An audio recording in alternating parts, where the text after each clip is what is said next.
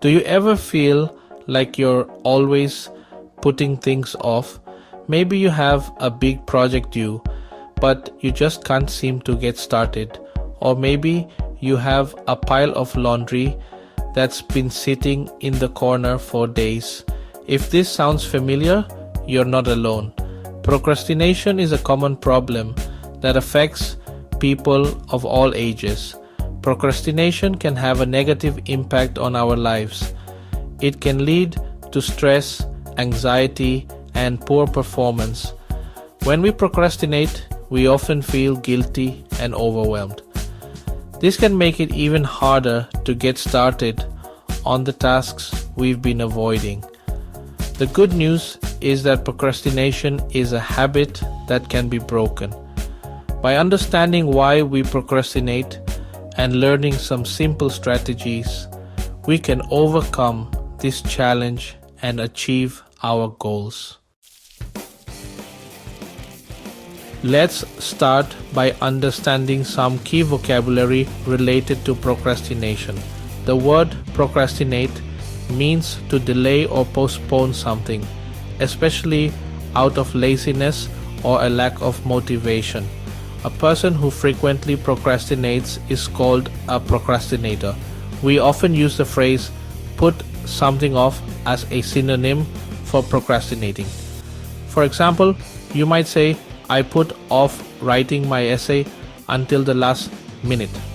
Understanding these terms can help us talk about procrastination more clearly and identify when we're falling into its traps. Let's listen in on a conversation between two friends, Liam and Sophia. Liam is struggling with procrastination and Sophia is offering some advice. Liam, I have so much to do.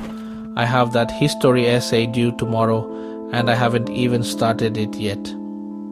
Sophia, sounds like you're procrastinating again, Liam. Liam, I know, I just can't seem to help it. I get so overwhelmed just thinking about everything I have to do. Sophia, I get it. Maybe try breaking the essay down into smaller tasks. Instead of thinking about writing the whole thing, just focus on writing the introduction first. Liam, that's a good idea. I guess I could at least try to get started on that. Sophia, exactly. Even just starting small can help you gain momentum. Section 4. Tips for tackling procrastination. Sophia's advice to Liam highlights some key strategies for overcoming procrastination.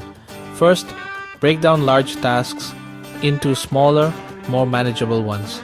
This makes the task seem less daunting and easier to start. Second, focus on starting. Even taking a small step, like writing a paragraph or making a to-do list, can help you build momentum. Here are a few more tips. Identify your triggers. What are the things that typically lead you to procrastinate? Is it fear of failure, perfectionism, or simply feeling overwhelmed? Create a schedule, plan out specific times to work on tasks, and stick to your schedule as much as possible. Eliminate distractions, find a quiet place to work, turn off your phone, and close unnecessary tabs on your computer. Reward yourself. When you complete a task, give yourself a small reward.